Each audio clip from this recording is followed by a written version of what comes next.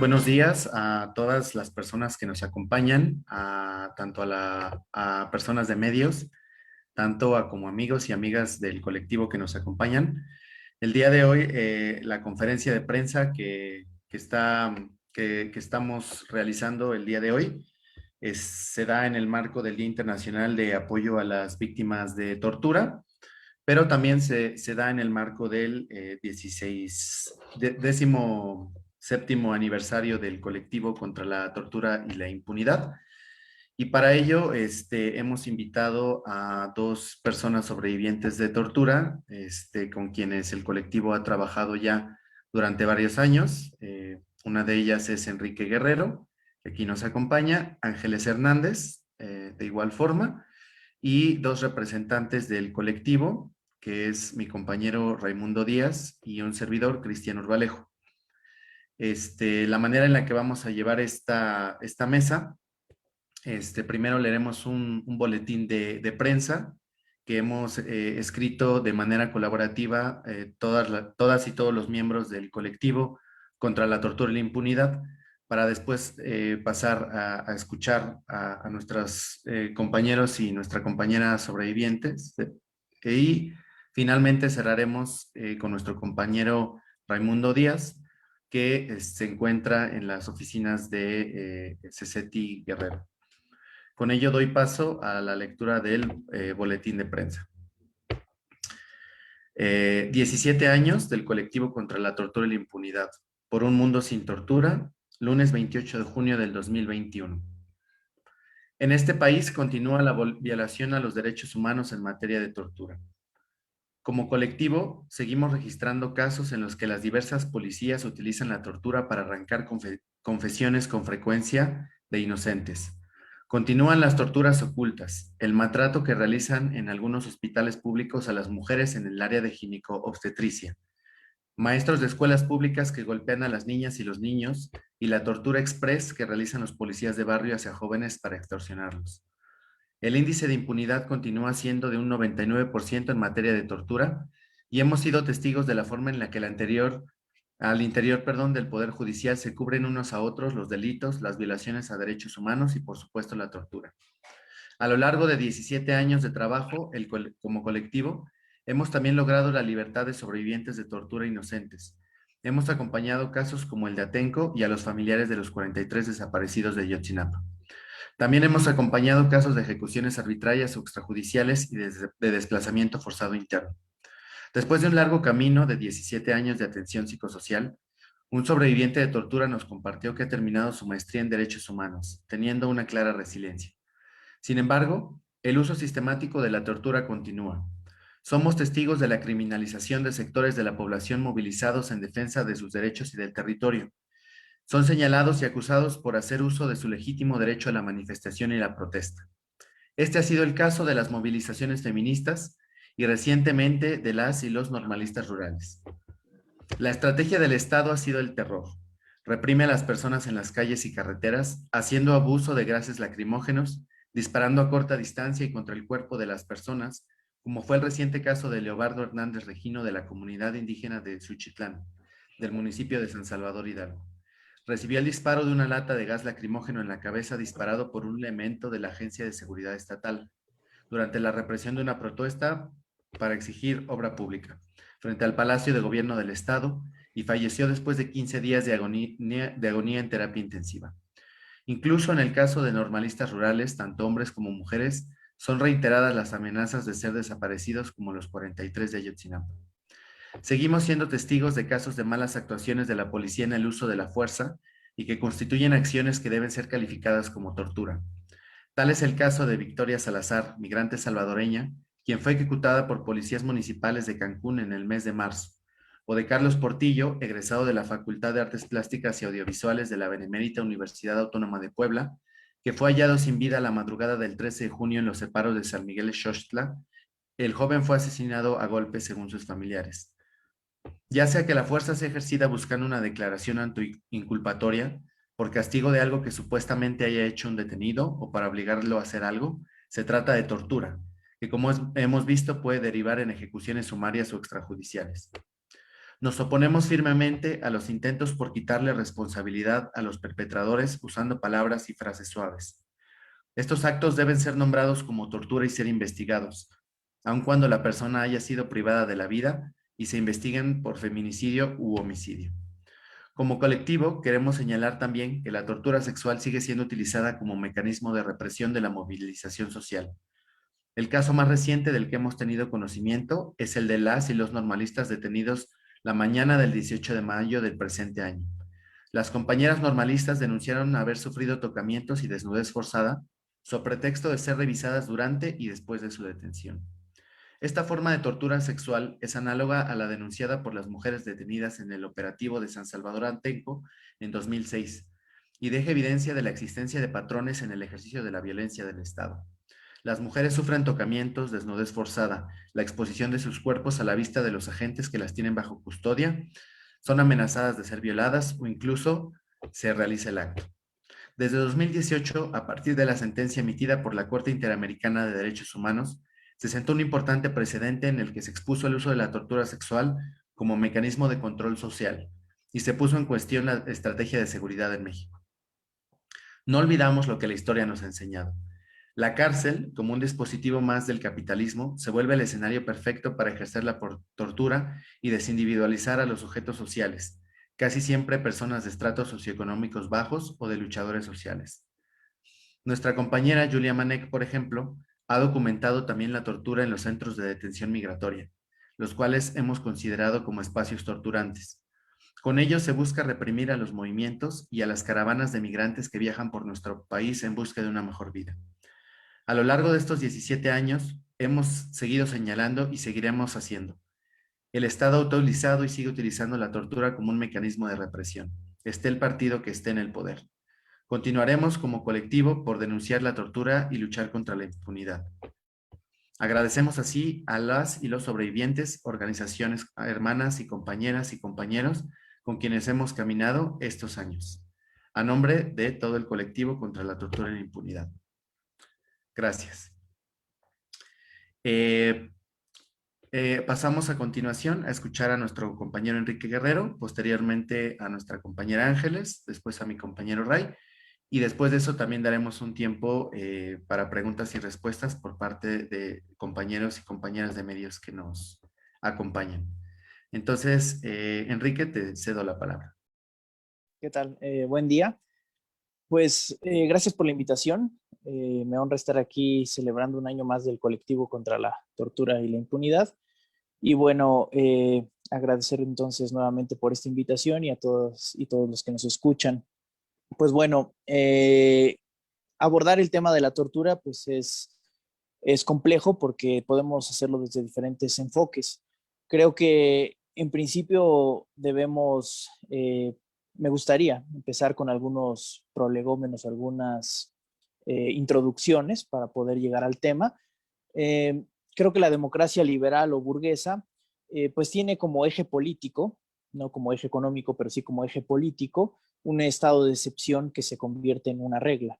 Esto quiere decir que el poder político burgués o la soberanía se ejerce no solo monopolizando la violencia que se autodefine legítima, que es como tradicionalmente se ha definido al Estado desde Max Weber, sino que en realidad lo que monopoliza el poder político burgués es la decisión es una decisión más profunda, no es solo la violencia, eso no es solo la monopolización de esa violencia, sino es monopolizar la decisión sobre cuándo se aplica la norma y cuándo se desaplica. En pocas palabras, cuándo se aplica el estado de excepción y cuándo se aplica la norma. Digamos que el soberano es aquel que decide sobre el estado de excepción. Y esto lo hemos vivido en innumerables casos. Tenemos, por poner un ejemplo muy conocido, en México, bueno, la detención arbitraria está legalmente prohibida, ¿no? Pero lo que encontramos en los informes policiales homologados, pues son formas de simular que las detenciones son legales, ¿no? Entonces, lo que hace el Estado dice, bueno, pues mi normatividad prohíbe la detención arbitraria, pero entonces los policías lo que han venido haciendo tradicionalmente, en general, es, bueno, pongamos en el parte informativo que en lugar de meternos a su casa y sacarlo en la madrugada junto con su familia, pues lo encontramos afuera de la vivienda, armado, y entonces esto nos da un pretexto para hacer el allanamiento, simplemente lo detuvimos afuera y ni siquiera reconocen que ingresaron al domicilio, ¿no? Entonces, empieza a ser como una especie de juego de niños donde, pues sí, la detención arbitraria está prohibida, pero entonces lo único que tenemos que hacer es redactar un informe policial homologado alterando en cierta medida los hechos y entonces la detención se convierte en legal y esto, por supuesto, opera en contubernio con el Poder Judicial, porque, bueno, hay que decirlo una y mil veces, la tortura y las violaciones a derechos humanos suelen cortarse como todas las sogas por la parte más delgada y entonces generalmente pues se va sobre los aprensores, sobre la parte más endeble y se deja sin ninguna mácula, sin ninguna mancha, pues finalmente todo el sistema de complicidad que hay detrás, ¿no? Ya sean ministerios públicos y evidentemente jueces, porque no podríamos entender que el sistema penal mexicano se haya basado durante tantos y tantos años en la tortura sin la complicidad de los jueces, que son finalmente los que convalidan estas versiones policíacas, los que finalmente solapan esas torturas, los que finalmente terminan por dar la firma para que esos actos se conviertan en legales. Es decir, son al final los que deciden en qué momento se aplica la excepción y en qué momento se va a aplicar la ley, se va a aplicar la norma, ¿no? Porque al final, bueno, tenemos casos en los cuales se logran libertades, se logra reconocer lo que se ha hecho después de muchos años, después de una larga batalla, entonces al final el soberano vuelve a decidir, ese poder soberano, ese poder del Estado vuelve a decidir, bueno, ahora sí vamos a reconocer esta tortura, ahora sí vamos a reconocer este hecho que se debió haber reconocido hace 10 años, hace 15, hace 5, hace 6, ¿no? Pero entonces, creo que ahí falló cuando dijo algo de la Ah, no grabación. te preocupes, nada más fue la grabación, pero sigue en Ah, Facebook. ok, ok. Bueno, entonces, finalmente, si entendemos que el Estado funciona bajo esta lógica de la excepción convertida en regla, lo que vamos a entender es que el Estado burgués como tal nunca va a poder aplicar la norma lisa y llana como se establece, ¿no? Siempre está en un juego entre decidir cuándo la aplica y cuándo la desaplica, ¿no? En qué momento va a reconocer una garantía y en qué momento la va a dejar de reconocer. Por supuesto que tiene herramientas incluso legales para aplicar estos estados de excepción, pero son políticamente muy costosas y por eso no suelen reconocerse la excepcionalidad de la norma, ¿no? Está, bueno, la posibilidad de decretar un estado de sitio, un estado de emergencia en todas las constituciones del mundo, en la mexicana también está, pero no suele reconocerse por las implicaciones políticas que esto implicaría. Lo que suele hacerse es en la práctica, pues decidir en qué momento se va a aplicar la ley y en qué momento se va a desaplicar, ¿no? Entonces, bueno, ya entendiendo esta parte, creo que el sistema penal, pues finalmente es uno de los ejes fundamentales de un Estado burgués, porque tiene pues finalmente que ver con mantener de manera punitiva o por la violencia, por la fuerza, pues el status quo, las cosas tal y como están, ¿no? Entonces, y dentro de este sistema penal, en el caso de México, pues sí, la tortura ha sido uno de sus ejes fundamentales, de sus pilares. No podríamos entender el sistema penal mexicano sin la tortura. De hecho, esto explica un poco, desde mi punto de vista, por qué la tibieza de la Suprema Corte de Justicia al pronunciarse sobre la tortura. Porque si la Suprema Corte de Justicia realmente quisiera erradicar la tortura, pues ejercería pronunciamientos mucho más contundentes. Lo podría hacer, pero esto implicaría derribar pues todo el andamiaje penal mexicano, ¿no?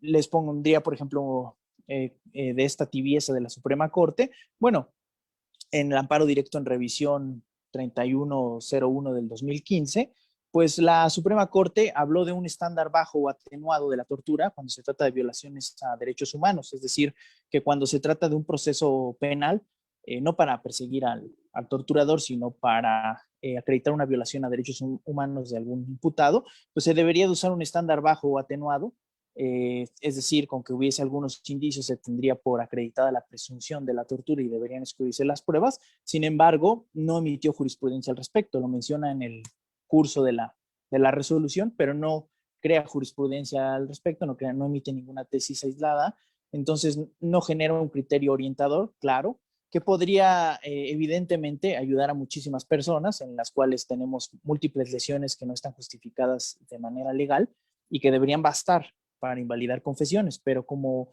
el sistema penal mexicano pues ha sido un sistema fiel a su tradición inquisitorial, ¿no? Desde la colonia, pues está basado en la tortura, el suplicio que lleva a la confesión y que con una confesión pues se puede configurar cualquier cosa. Se tortura a los inocentes, se tortura a los culpables por la falta de investigación. Es mucho más económico, pues torturar a alguien que realmente investigar y acreditar un delito, ¿no?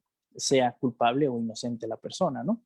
Entonces, otro caso ejemplar es que la Suprema Corte ha generado jurisprudencia en torno a reposiciones de procedimiento para que se investigue la tortura, pues de casos que han ocurrido hace 10, 15 años, 5 años, es decir, pueden reponerse los procedimientos en lugar de establecer un criterio claro en cuanto a que si el Estado mexicano ha sido omiso en investigar la tortura y hay algún indicio de que hubo tortura, por ejemplo, lesiones no justificadas, pues de la carga de la prueba debería recaer en el Estado mexicano y debería tenerse por acreditada la presunción, al menos de malos tratos, que para un proceso penal, como violación a derechos humanos, el efecto sería el mismo, anular esas confesiones en las que pues justificaron la creación de procesos penales contra determinada persona, ¿no? Pero no, la Suprema Corte dice, repongamos el procedimiento e investiguemos qué pasó hace 10, 15 años. Sí, en efecto es posible investigar. Claro, cada vez es más difícil con el paso del tiempo, pues muchas cosas se han perdido, no solamente en términos de lesiones y en términos de cuestiones psicológicas, sino también, pues obviamente otras pruebas que podrían hacernos llegar a la verdad de los hechos. En 10, 15 años, 5 años, 3 años, pues muchas cosas se han evaporado. Pero la Suprema Corte debería haber sido más contundente en estos procesos y decir, si no se investigó, es culpa del Estado mexicano y lo que tiene que hacerse es tenerse por acreditada la presunción de que hubo tortura, sobre todo cuando tenemos lesiones que no están justificadas legalmente, ¿no? Entonces, y no, la Corte dice, pues investiguemos, ¿no? Después de 5, 10, 15 años. Bueno, eh, creo que otro elemento crucial, pues, que va de la mano con el proceso de tortura, pues es al final el presidio, ¿no? El presidio como pues como una forma de opresión eh, que es caduca, que todos sabemos, creo que hemos estado en contacto con el presidio de alguna u otra manera, ya sea en la defensa de presas y presos, ya sea porque lo hemos vivido. Sabemos que es una forma caduca, que sin embargo se sigue replicando, que sin embargo parece muy afianzada a pesar de ser muy nueva. Tendrá poco tiempo de existir el presidio como tal, como una forma de pagar los crímenes. 200 años, es decir, antes no existía estas formas de pago tiempo por crimen. Y aún así está muy arraigada en la sociedad. Bueno, la prisión, bueno, creo que debería existir la consigna dentro de la izquierda de luchar para abolir en sí misma la prisión, ¿no? Porque la prisión no está resolviendo nada, es parte del problema y no resuelve nada. Y al final, bueno, pues termina siendo también el lugar a donde los y las luchadores sociales van a parar, ¿no? En algún momento de sus andanzas, ¿no? Entonces, pues creo que invitaría a reflexionar sobre la prisión y la tortura, porque, bueno, la prisión ha sido también utilizada como un método de tormento, de castigo, y no solamente como se le maneja de manera abstracta, pues como una forma de pagar tiempo a cambio de un crimen, ¿no? Como una especie de trueque o intercambio capitalista, ¿no? Determinado crimen tiene determinada cantidad de tiempo, ¿no? Y bueno, recuerdo una anécdota que ocurrió hace mucho tiempo, pero que me parece significativa. En una ocasión le preguntaban a Ho Chi Minh, el general vietnamita que derrotó al ejército norteamericano y 2 veces, porque bueno, lo estaban tratando de entrevistar, aunque él era un poco reacio a los reflectores, y un periodista le comentó, bueno, le empieza preguntando, ¿es usted comunista? Y le dice, pues sí. Le dice, ¿desde hace mucho tiempo? Y le dice él, pues sí, desde hace 40 años. Y dice, ¿ya está usted en prisión? Y Ho Chi Minh le dice, sí. ¿Y en qué prisiones ha estado? Y dice, pues en muchas. Y le dice, ¿y cuánto tiempo ha estado en prisión? Y le dice, mire señor, en prisión siempre es mucho tiempo, ¿no? Entonces, creo que no hemos logrado entender que la prisión no está resolviendo el problema ni de la criminalidad ni de la inseguridad y que al final estas posiciones de incrementar la prisión preventiva oficiosa o incrementar las penalidades de los delitos, pues no van a resolver evidentemente un problema de seguridad para toda una nación, para todo un pueblo, ¿no? Simplemente tienen como finalidad incrementar el carácter punitivo del Estado para, pues, proteger a un grupo privilegiado, ¿no? Que es finalmente la idea del Estado, pues, de derecho, ¿no? Y bueno, creo que la tortura en prisión, pues, se despliega de muchas maneras, de muchísimas maneras, pero siempre, claro, de una manera, lo que pasa es que las prisiones son como los sótanos de la sociedad, ¿no? Siempre están ocultos y es difícil acceder a ellos, ¿no? Y acceder y documentar toda la serie de injusticias que se cometen. En alguna ocasión, platicando con Miguel Sarre, bueno, hablaba él sobre los beneficios de la nueva ley, ¿no? Que impulsaron la Ley Nacional de Ejecución Penal, que en efecto tiene grandes avances o herramientas útiles en comparación a lo que había antes, pero la parte que no se ve es la parte de base, la parte de abajo, porque yo le decía, bueno, cuando yo estaba en prisión, pues la Ley Nacional de Ejecución Penal se publica, pero es letra muerta. Tenemos que pelearla día a día para que se pudiese medio implementar, porque al final el sistema no estaba diseñado ni siquiera arquitectónicamente para su implementación, ¿no? O sea, las cárceles, por ejemplo, de máxima seguridad, pues no tienen ni siquiera contemplado que los reos puedan tener educación, esparcimiento, trabajo. O sea, arquitectónicamente eso es imposible. Entonces, ni siquiera están hechas para eso, ¿no? Entonces, pues el enfoque evidentemente no tiene nada que ver con la readaptación, ni aunque ahora se quiera cambiar el término reinserción, con ninguno de los dos, ¿no? Entonces, y bueno, eso nada más por hablar de la arquitectura de las prisiones. Si hablamos de las penalidades, bueno, ¿qué sentido de readaptación o reinserción tienen penalidades pues de 40 años, ¿no? De 60 años, etcétera? Pues obviamente no tienen ningún sentido de reinserción ni de readaptación, sino de exclusión social, ¿no? Pero bueno, al final, bueno, pues creo que es también la lucha contra las prisiones la que nos enseña mucho sobre lo que podemos aportar como izquierda, y creo que pues una izquierda que no esté pensando en contra las prisiones, que simplemente esté pensando en mejorarlas o en decorarlas para que funcionen mejor, pues es una izquierda que no está entendiendo de manera crítica la realidad. Entonces, bueno, pues yo plantearía ese tema. Por supuesto que la lucha tiene muchos matices y a veces luchamos en coyunturas. Creo que es importante luchar contra la tortura porque es una forma en la que desde la izquierda ponemos trabas para que el Estado no pueda criminalizarnos o le sea un poco más complicado o podamos escapar de las garras del poder opresor, porque al final no se lucha contra la tortura nada más porque sí, o nada más por, creo yo, desde mi perspectiva, nada más por un humanismo simplón o descafeinado. Se lucha contra la tortura porque la tortura es implementada como una forma de opresión del pueblo y de sus causas justas, de sus demandas necesarias, porque el pueblo demanda lo que necesita, lo que justamente necesita, lo que le roban de su trabajo, lo que le roban de sus tierras, en fin, ¿no? Me gustaría, bueno, cerrar con un poema de Ho Chi Minh que escribió en prisión y que creo que sigue pues como una alegoría retratando lo que es el presidio, lo que son las condiciones carcelarias, lo que son pues finalmente las injusticias que se viven a través de la prisión y la tortura que ahí se implementa de muchas maneras. Bueno, el poema dice así: la ración de agua. Cada uno tiene como ración media vasija de agua para lavarse o hacer té, según cada quien. Si usted quiere lavarse, no habrá té. Si quiere tomar té, no podrá lavarse la cara. Pues bueno, muchas gracias y la invitación sería seguir reflexionando el sistema penal y la tortura desde un punto de vista crítico, de izquierda y pues lo más subversivo posible. Gracias. Muchas gracias, Enrique, por tu palabra. Ahora, le cedo la palabra a Ángeles.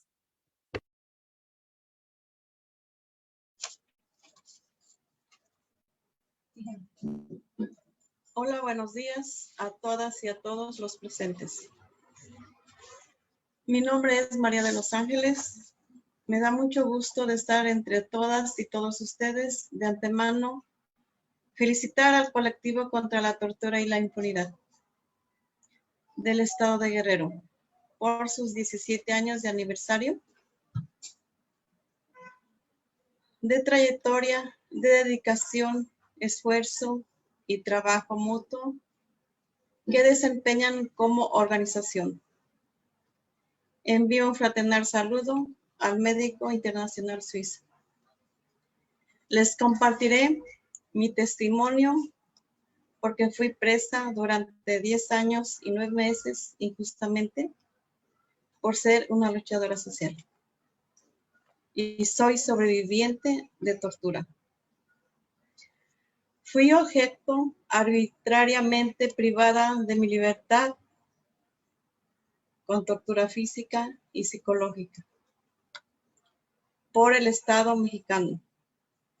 El 29 de noviembre del 2008, donde me sacaron con uso excesivo de la fuerza de mi casa por paramilitares y el AFI y la PG, y hasta un helicóptero dando vueltas en la colonia, y con más de 30 hombres armados deteniéndome brutalmente, donde mis pequeños hijos menores de edad se quedaron a la deriva, traumados, sin el acompañamiento de nadie.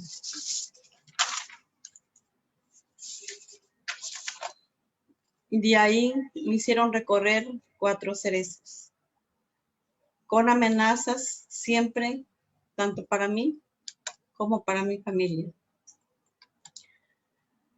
haciéndome firmar a fuerza declaraciones que ya estaban hechas y hojas en blanco. Fui arraigada durante 2 meses, donde allí me encontró el colectivo contra la tortura y la impunidad. Y el 31 de enero del 2009 ingresé a un cerezo, también con amenazas de muerte contra mí y mi familia.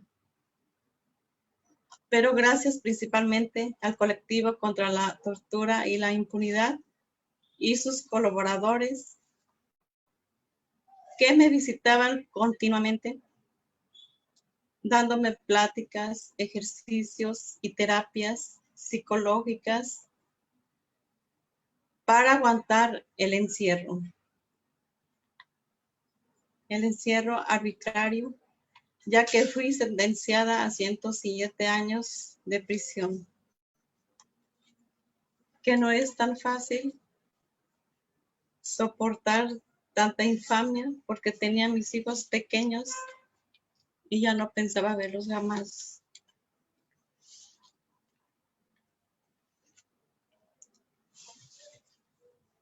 Ya no los pensaba ver crecer, pero con sus visitas frecuentes del CECETI y terapias que nos daban y que nunca nos dejaron a través de tantos largos años de trabajo y dedicación.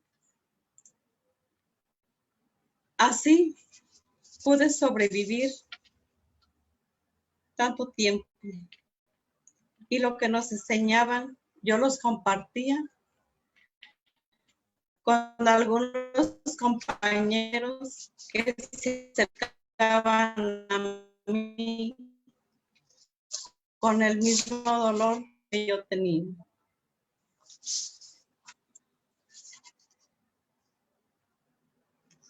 Pero a pesar de todo, siempre estuve consciente de que pronto saldría libre de la prisión con la frente en alto como presa política. Y así fue, y así fue. Salí el 8 de agosto del 2019 con mucha dignidad, con una libertad absolutoria. Estoy por cumplir casi 2 años que salí. A pesar de que ya estoy en libertad, las afectaciones siguen y continúan. Familiar porque perdí toda la parte de su niñez, de mis hijos.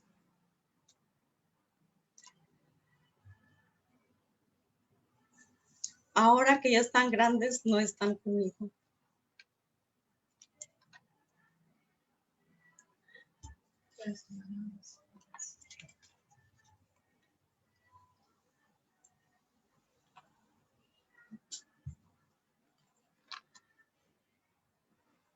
Tengo una hija que no he podido mirar porque está tan lejos desde hace 9 años.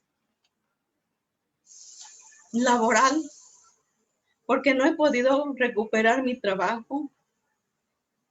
Continúo en esta lucha por hacerla valer mi derecho.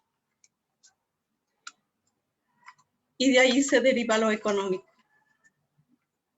ya que no tengo para el sustento, para mis gastos, lo cual me sigue afectando mucho, físico y psicológico, hasta el grado que en los últimos meses me vi afectada de mi salud.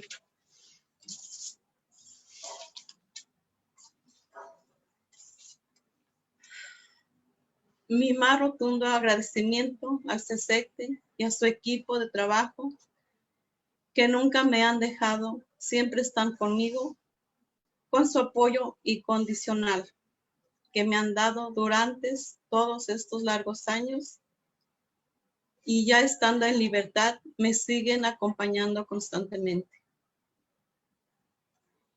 Y no me queda más de darle gracias al colectivo contra la tortura y la impunidad, y a todos los que conforman su equipo de trabajo, un saludo fraternal y muchas gracias.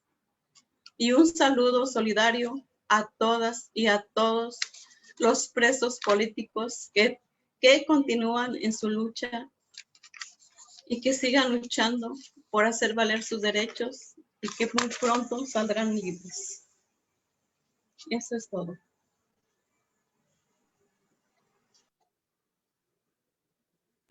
Adelante, Rey.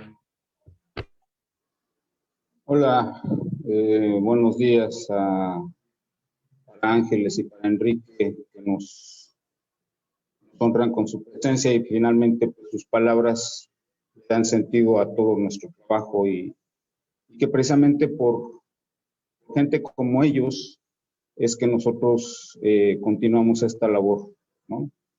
En las participaciones de Ángeles y de Enrique se refleja pues todas las implicaciones que tiene la tortura, ¿verdad? Desde el encarcelamiento injusto, la tortura y las secuelas personales y sociales que la tortura va dejando. Nosotros nos apegamos a las definiciones legales de la tortura, pero pues también entendemos que como pueblo, como organizaciones sociales, cada quien va definiendo la tortura según sus propias experiencias y pues no podemos dejar de pensar en la tortura como una herramienta de opresión, represión, como ya lo perfilaba Enrique, y que pues también habrá que poner sobre la mesa que el derecho, así como con D mayúscula, pues individualiza, ¿no? Individualiza los derechos y cuando hay situaciones de torturas colectivas, pues entonces habría que cuestionar que estas definiciones de tortura que se hacen personalizadas, pues tienen otras formas, ¿no? Y que precisamente de unos años para acá, tal vez unos 15 años o un poco más, vemos cada vez más frecuentemente el uso de la fuerza, tanto el legítimo como el ilegítimo, de parte del Estado en contra de colectividades. Tenemos las situaciones como la represión en Guadalajara en 2004, la represión en Oaxaca en 2006, en Atenco en 2006, las represiones a los normalistas que frecuentemente suceden para Tiripetío, Mactomatzá, Ayotzinapa, todas estas manifestaciones de estudiantes que piden algo y la respuesta del Estado es toletes y gases, ¿verdad? Y golpes. Y entonces todas estas formas que se pasan de los manuales del uso de la fuerza, pues nosotros los caracterizamos como tortura, ¿verdad? La aplicación de gases lacrimógenos, de granadas ensordecedoras en ambientes urbanos que rodean a las columnas de las manifestaciones de mujeres o de estudiantes o de campesinos que van a solicitar obras, como allá en Puebla, en Hidalgo, perdón, y donde los contingentes de policías indiscriminadamente disparan una cantidad enorme de gases y no solo le cae a los manifestantes, sino le afecta a todos los que están por ahí. Esas son formas de tortura, precisamente, ¿no? Y pues también tenemos que cuestionarnos la forma de tortura que significa en esta época de tantas personas asesinadas, de tantas personas ejecutadas, ¿qué significa para las familias sobrevivientes el no tener justicia, ¿verdad? El que no haya una investigación para saber por qué a su familiar se lo llevaron, en términos coloquiales, lo levantaron y después aparece o no aparece, y que esas también son formas de tortura porque el Estado está permitiendo cosas a través del uso de paramilitares o de hacerse a un ladito para que otros poderes de facto ejerzan la violencia y mantengan un control de la población a través del terror, y de un terror que finalmente le sirve a un régimen económico y político. Decía Ken Ángeles al cerrar, un saludo para los presos políticos. Y sí, siguen existiendo en este gobierno de la Cuarta Transformación, pues hay organizaciones, habemos organizaciones que demandamos la libertad de los presos políticos. En Guerrero hay presos políticos. La última persona que se reclama como presa política es Kenny Hernández, a quien se le han armado procesos por las formas de lucha en que ha participado. Ella es de Guerrero, se reivindica como mujer indígena, abogada, y que se encuentra encarcelada precisamente en uno de los cerezos del Estado de México. La oposición a los megaproyectos también está implicando la criminalización de colectivos étnicos, de colectivos de campesinos, y esta criminalización, cuando se judicializa, pues también lleva a formas de tortura muy sutiles, y que también hay que sacarnos de la cabeza que la tortura solamente se da en las cárceles o en los separos, y se da en todo el espacio público, y se da en el espacio público precisamente para dejar el ejemplo de que el Estado no admite más que cierta divergencia en las opiniones, pero que las acciones de reclamo, las acciones radicales de manifestación y de exigencia de derechos, pues tienen el riesgo de ser respondidas no con acciones legales y legítimas, sino con el desproporcionado uso de la fuerza. Una de las razones también que vemos nosotros de que no se avanza, porque como decía Enrique, precisamente, es que la tortura es inherente al Estado. Entonces tenemos una ley general de prevención y sanción de la tortura, una ley general que ya lleva más de 4 años, y que su implementación, que tendría que haber sido como muy rápida según el cronograma que se había establecido, pues está por ahí durmiendo el sueño de los justos y el sueño de los torturados, ¿no? Las personas torturadas no son reconocidas como víctimas porque no hay investigación en tortura. Esto genera impunidad. Ya tenemos ahí a jefes de seguridad pública que participaron en Atenco reprimiendo a gente en Hidalgo, en Puebla, en Chiapas, en Sonora, en Baja California. O sea, los torturadores se forman y van dejando escuela y van recorriendo, y según sus éxitos los gobernantes de diferentes partidos les van dando trabajo. Hay que dejar claro también que en la democracia electoral todos los gobernantes, todos los partidos que llegan al poder también hacen uso de la tortura.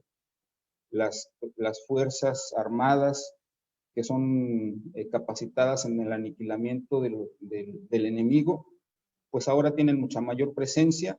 La incorporación de la Guardia Nacional a la Sedena, que se acaba de anunciar hace unos días, pues lo que garantiza es precisamente eso, ¿no? Que tengamos una, entre comillas, policía llamada Guardia Nacional, pero que depende del ejército y que el ejército por sí mismo está capacitada para matar.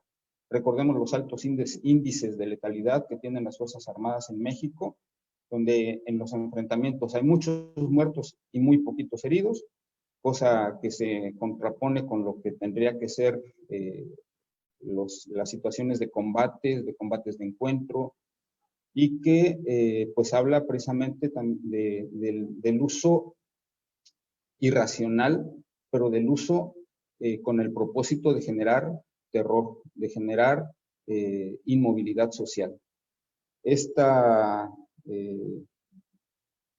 impunidad que genera la no aplicación de la ley porque no se investiga la tortura, esta impunidad que se genera, que tiene aspectos históricos, aspectos jurídicos, pero aspectos muy, muy importantes en cuanto a generar una secuela en las personas de que no se pueden cambiar las cosas y que es una impunidad que venimos arrastrando pues desde el siglo pasado. Hablemos, por ejemplo, de la tortura en los tiempos del terrorismo de Estado de los años 60, 70, o lo que a otros llaman la guerra sucia, pero que pues los perpetradores de aquel tiempo están muriendo tranquilamente en su casa o están viendo pasar la vida tranquilamente en su silla de ruedas y luego se van a vacunar a un polideportivo en la Ciudad de México. En fin, los perpetradores están impunes. Hay perpetradores en Oaxaca que están propuestos para ser funcionarios públicos, políticos, en este caso ya, de parte del partido que está gobernando ahora, y que, por otro lado, también el gobierno mexicano, el ejecutivo mexicano, está dejando pasar tiempo para cumplir sentencias dictadas por la Corte Interamericana, está incumpliendo a llamados en el sentido de responder a situaciones de tortura, de desaparición y de ejecuciones, y eso pues a nosotros nos sigue dejando los focos rojos, ¿no? Focos rojos prendidos permanentemente. Sigue habiendo de tortura, no solo policía, sino también por otros agentes del Estado que pueden ser profesores, médicos, personas en las ventanillas, en fin. El trato indigno de una persona que tiene una función pública hacia un ciudadano o hacia un funcionario de menor rango se llama tortura y tiene que ser nombrada. En conclusión, la tortura sigue existiendo, no se borra por decreto, la impunidad sigue existiendo y nos está dejando secuelas permanentes y muy graves. Muchas gracias por su atención, muchas gracias Ángeles, muchas gracias Enrique, y nuestro compromiso para seguir acompañándolos a ustedes y a quienes nos soliciten el acompañamiento y el apoyo. Muchas gracias. Muchas gracias, Ray. Muchas gracias, Enrique. Muchas gracias, Ángeles. Reiteramos pues nuestro agradecimiento a ustedes dos que estuvieron aquí en la mesa, pero también a todos los sobrevivientes y familiares que hemos acompañado a lo largo de estos 17 años, así también como a las agencias financiadoras que nos han apoyado, no solamente en estos años, sino ya durante tiempo, Médico Internacional Suiza y la Unión Europea. Entonces, bueno, vamos a dar paso a preguntas. Entonces, lo que les vamos a pedir, por favor, es que utilicen la opción de Zoom de alzar la mano en la sección de reacciones para poder plantear alguna pregunta a mis compañeros que que tuvieron su participación. Y mi compañera Daniela, posteriormente les abrirá el micrófono para que puedan hablar. Entonces, estamos atentos y atentas a quienes quieran comentar algo, alzar la mano, o si no, también pueden comentar en el chat que quieren participar, y les pedimos si nos pueden regalar su nombre completo y a qué medio pertenece.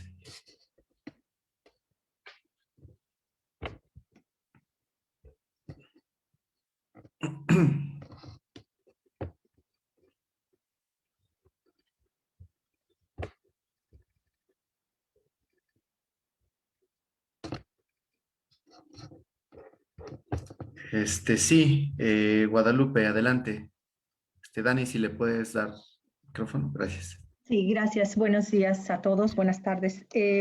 Yo quiero preguntar a Enrique Guerrero sobre su afirmación respecto a que la izquierda hoy debe de tener, bueno, no hoy, la izquierda debe tener una consigna de abolir la prisión. Esto pues desde los años 80 lo ha también impulsado Angela Davis en Estados Unidos y ha emprendido una serie de movimientos en torno a la abolición de la prisión. ¿Se ha pensado o ha pensado Enrique Guerrero alguna alternativa? Yo estoy completamente de acuerdo y si en algo sirve también Los Ángeles Press en dar voz a esto, pero ¿cómo podría ser, o se ha pensado si la izquierda tiene alguna alternativa punitiva para quien sí comete delitos o una izquierda no debe de tener un principio punitivo? Gracias.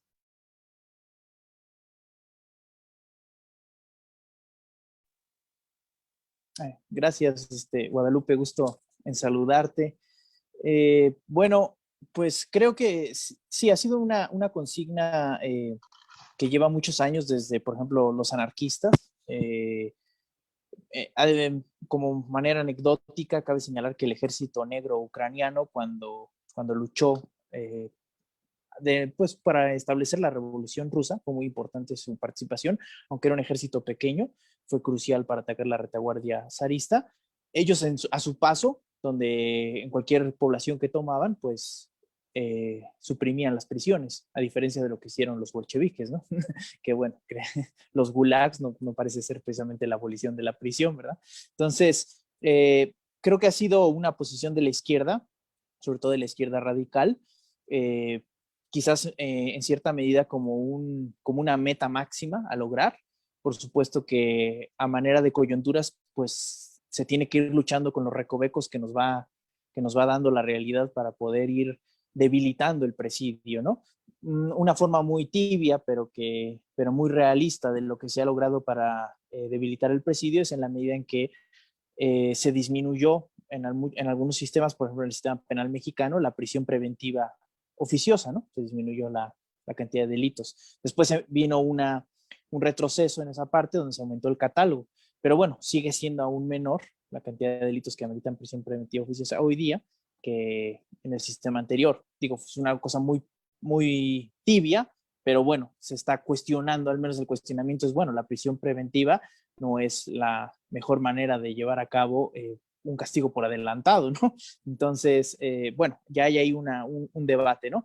Ya yendo más a fondo sobre por qué abolir la prisión, bueno, creo que me parece muy bien que creo que tú estás de acuerdo porque también has estado muy cerca de este tema y todas y todos los que hemos estado cerca del tema nos damos cuenta de que pues no readapta, no logra la reinserción de nadie, es una penalidad que es muy costosa para la sociedad, que al final no resuelve el problema de la violencia ni del crimen, y creo que como alternativa tendríamos que, bueno, pero en principio cuestionar nuestra noción de justicia, porque lo que hay aquí es una noción de justicia donde se tiene que pasar por el castigo, ¿no? Y el castigo no implica en realmente resarcir el daño causado, porque alguna vez leía una anécdota que contaba Montemayor sobre un sistema de justicia pues en una comunidad indígena, y él explicaba que en esa comunidad indígena había ocurrido un homicidio Y entonces la comunidad se reunió y la manera en que lo resolvió fue decir, bueno, ahora el asesino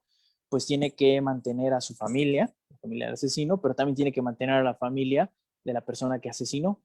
Y bueno, esta fue la manera en que en la comunidad lo resolvió, pero el homicidio llegó a oídos pues, de las autoridades, digamos, establecidas, y estos fueron y detuvieron al victimario.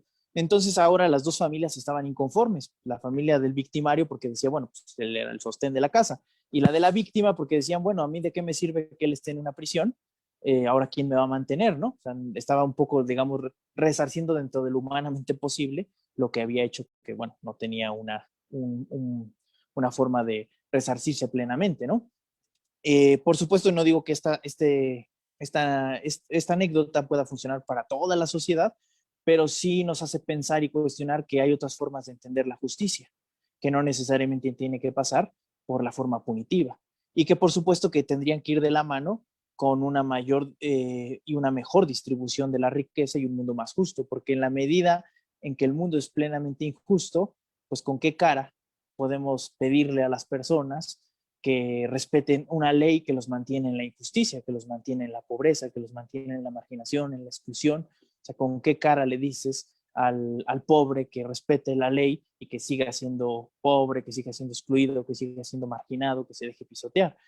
Independientemente de que esa rebelión contra la ley se establezca con una causa social o se establezca de manera como un simple, como una simple ejercicio de delincuencia, ¿no? O sea, el sistema no tiene la calidad moral para exigir que se cumpla la ley, si lo que está haciendo la ley es mantener un status quo de injusticia. Entonces creo que tenemos que reflexionar de manera colectiva sobre lo que entendemos por justicia y definitivamente quitarle este carácter punitivo que al final pues no termina de resarcir nada.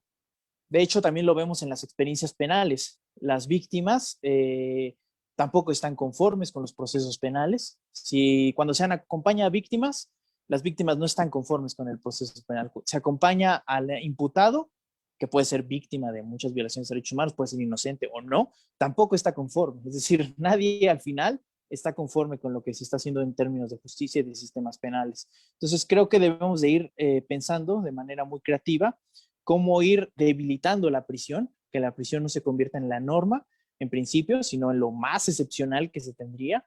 Este sería como un punto que me parece que socialmente podría ser más aceptable, porque ya llegar, bueno, a establecer la abolición de la prisión, pues quizás todavía estamos lejos, ¿no? De esto, pero sí empezar a debilitar estos cimientos y empezar a cambiar la política. Claro, en México tenemos una política implementada por Estados Unidos, que ha sido el crecer, el aumentar las prisiones, ¿no? Mayor inversión a prisiones, mayor inversión a represión, ¿no? En lugar de estar pensando los orígenes de esta desigualdad, los orígenes de esta delincuencia y pues cuestionando seriamente qué queremos por justicia, ¿no? Y qué es lo que realmente el pueblo quiere por justicia, ¿no? Y no pensarlo nada más desde arriba, desde la academia, desde las ONGs, no, junto con todo el pueblo, empezar a reflexionar sobre lo que entendemos por justicia y cuándo habría justicia realmente y cuándo podemos exigirle a alguien que cumpla una norma. Pues no podemos exigirle a alguien que cumpla una norma cuando es excluido de la toma de decisiones, de la riqueza, de la dignidad, de todo, ¿no? Entonces creo que más o menos por ahí no he pensado una fórmula como pasos a seguir, digamos, pero creo que por ahí iría, ¿no? Listo. Gracias, Lupe, gracias, Enrique. ¿Alguien más quisiera tomar la palabra? ¿Sí le puedes dar, Dani, la palabra a colectivo? Ah, creo que... Sí, aquí estamos, aquí estamos. Hola, ¿qué tal? Hola, ¿qué tal? Somos del colectivo temprana de periodistas y derechos humanos. Nos encontramos en la Ciudad de México. Hace unos momentos, la comunidad de Coyola Creo que se perdió pudiéramos tener contacto con algunas autoridades ahí de Palacio para que sea escuchada la problemática que está padeciendo esta comunidad. No sé si ahí me escuchan, ¿me logras escuchar o tenemos problemas con nuestro audio? ¿Sí nos escuchan? Ah, Adelante. okay. les comentábamos que nos reunimos con alrededor de 20 personas que son representantes del municipio de Coyomeapan y bueno, pues todos ellos son perseguidos. Este tipo de conflictos como la persecución a las familias y el hecho de que irrumpan durante las madrugadas para amenazar a las familias indígenas nahuas mazatecas de esta comunidad. Muy preocupado.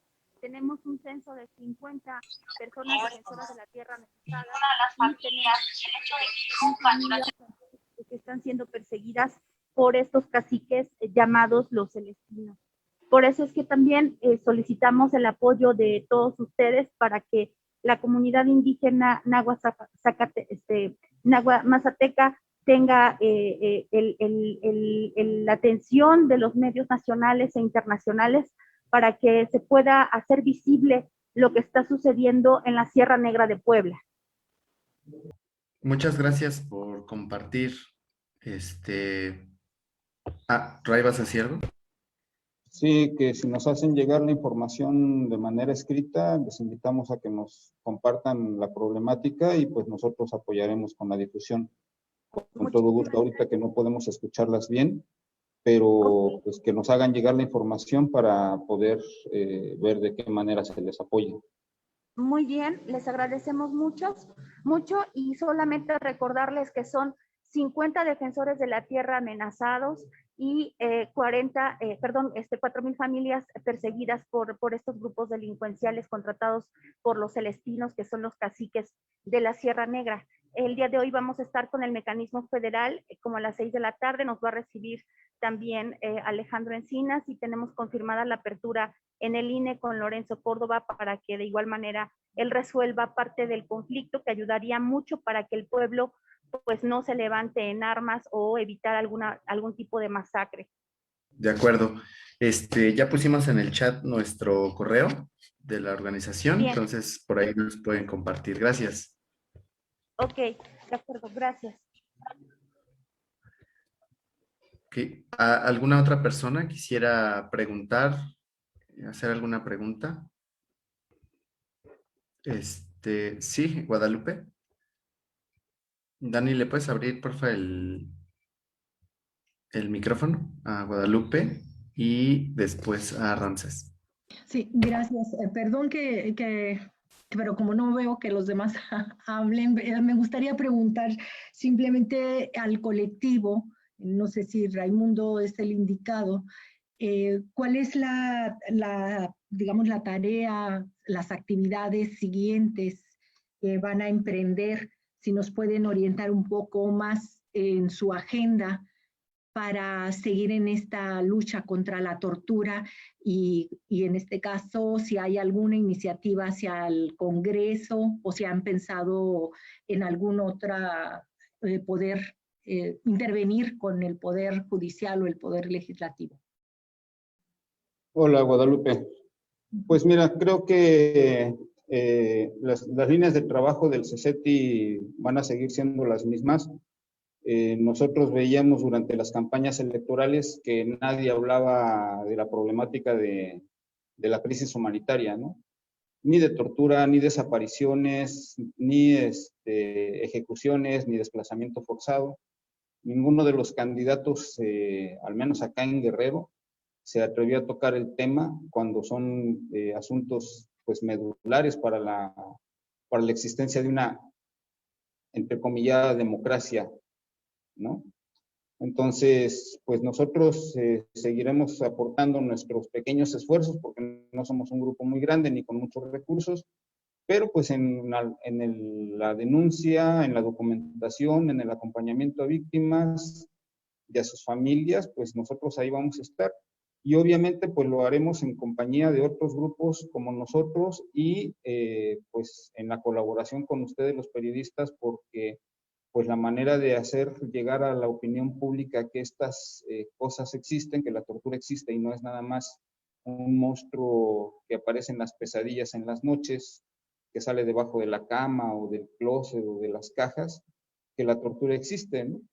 Entonces, de una vez también aprovecho para agradecer la participación de los periodistas en esta jornada, y es un elemento fundamental pues para dar a conocer esta problemática. Hablando de lo que le preguntabas a Enrique acerca de la cárcel, pues habría que también echarle el ojito ahí al trabajo que han hecho la Coordinadora Regional de Autoridades Comunitarias, Policía Comunitaria, en la montaña de Guerrero, donde son grupos étnicos que se han apropiado de un sistema de justicia, y que si bien hay espacios de reclusión, no son estos espacios cerrados donde permanecen años sin que puedan ver a su familia, y que ellos le llaman un proceso de reeducación, ¿no?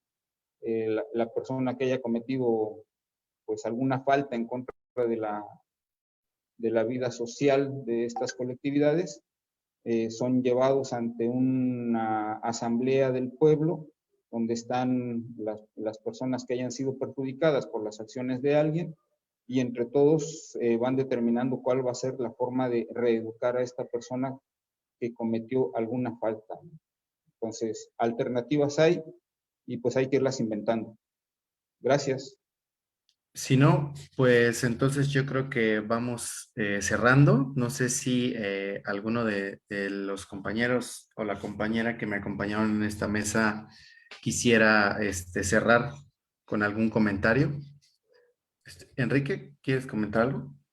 Creo que levantaron más manos. Ah, sí, Adrián Ramírez López. Dani, ¿le puedes abrir su micrófono, por favor? Adelante.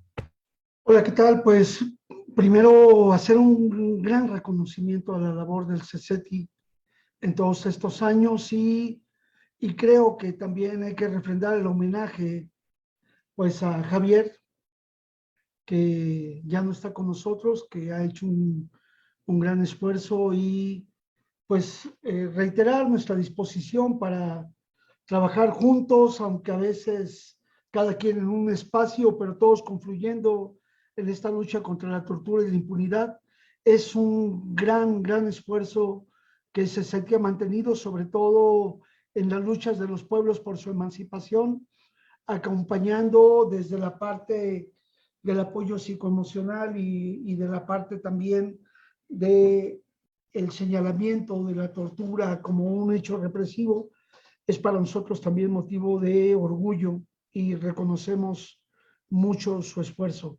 Señalar que creo que ahora tendremos que cerrar las filas, porque la pinza de la tortura está fundamentalmente en que prevalece porque el Poder Judicial, jueces, magistrados y ministerios públicos convalidan información, declaraciones, actuaciones que violan el derecho al debido proceso y que niegan la situación de las detenciones arbitrarias a todas luces, y que incluso no habría ni siquiera necesidad de llegar a realizar el protocolo de Estambul, porque las violaciones son flagrantes, y sin embargo ellos convalidan y perpetúan la tortura. Pues gracias por la invitación, y celebramos este aniversario de ustedes en el marco del Día Internacional en favor de los sobrevivientes de la tortura. Gracias. Muchas gracias, Adrián, y también le mandamos un saludo a todos los compañeros y compañeras de la LIMED, y pues gracias por acompañarnos en este día. Comenta Ramsés en el chat que desde 2017 la Organización de las Naciones Unidas no viene a México a documentar el tema de la tortura. Y comenta Judith Huber de Médico Internacional: también de nuestra parte, muchísimas felicidades para el aniversario de CECETI y su incansable trabajo para los derechos humanos y contra la tortura. Gracias también a Enrique Guerrero y María de Los Ángeles por compartir su análisis y experiencias. Bueno, pues creo que podemos ir cerrando. Ray. Sí, gracias. Agradecer a Adrián su participación. Precisamente, pues en este año nosotros tuvimos la sensible pérdida de Javier Enrique Sam, médico que fue fundador del colectivo contra la tortura, y que ha estado pues haciéndonos falta a su familia y a nosotros y a la lucha contra la tortura. Aprovecho pues también para mencionar a otros fundadores que igual en otros espacios ya estarán coincidiendo y haciendo travesuras, a Cristina Botinelli, a Benigno Guzmán, a Bertoldo Martínez. En esta situación de pandemia que estamos viviendo, creo que es importante retomar que para quienes están presos, la pandemia también ha tenido implicaciones en cómo se aparecen secuelas que se suman por parte de esta pandemia a las secuelas de tortura, ¿no? Sabemos de que ha habido personas privadas de la libertad que han enfermado de COVID, cuando todavía están en prisión preventiva y que han fallecido por falta de una atención, ¿no? Que hay condiciones carcelarias completamente indignas y que es parte de lo que mencionaba Enrique. Hoy, 28 de junio, es un aniversario más de la masacre de Aguas Blancas. Hoy estarán conmemorando ahí en el municipio de Coyuca, en el Vado, las organizaciones sociales, y que desde este espacio, en su demanda de justicia. De Aguas Blancas sigue siendo un evento igual impune, donde perpetradores que mataron y que torturaron siguen estando en libertad, y que las familias que fueron afectadas pues siguen viviendo con las secuelas de esa represión. Yo solo cerraría con que la lucha contra la tortura continúa, no se acaba, y que pues estaremos acompañando a todos los sobrevivientes de tortura, a sus familiares y a las organizaciones hermanas que también tienen trabajo en contra de la tortura. Muchas gracias. Muchas gracias, Ray. Le doy la palabra a Enrique. Pues solo cerrar reconociendo la gran labor del colectivo contra la tortura y la impunidad, pues la invitación, también, bueno, la invitación a formar parte del comité del colectivo contra la tortura y la impunidad. Desde ahí también estamos impulsando de manera conjunta, pues también señalar que y reconocer que el colectivo contra la tortura y la impunidad no solo es una ONG más, o no solo lucha contra la tortura, sino que lucha pues desde abajo, desde una perspectiva de izquierda, desde una perspectiva popular, social, clasista, y bueno, pues reivindicar eso, reconocerlo. Larga vida al colectivo contra la tortura y la impunidad, y larga vida a la lucha social y a las luchas subversivas de nuestro pueblo. Gracias. Muchas gracias, Enrique, por tus palabras. Bueno, pues creo que si no hay más... Algo más, Cristian, por favor. También nos acompaña hoy en la oficina de Acapulco el señor Julián Blanco Cisneros. Él es campesino de los ejidos del municipio de Acapulco y es integrante del Consejo de Ejidos y Poblaciones Opositoras a la Presa La Parota del Secop. Él, pues también lo hemos acompañado un tiempo porque fue criminalizado, porque fue hostigado, torturado por el ejército en su casa, y pues hoy también nos acompaña aquí en la oficina, y le agradecemos que nos haya venido a acompañar. Nada más, muchas gracias. Saludos a las familias de todos. Muchas gracias por acompañarnos.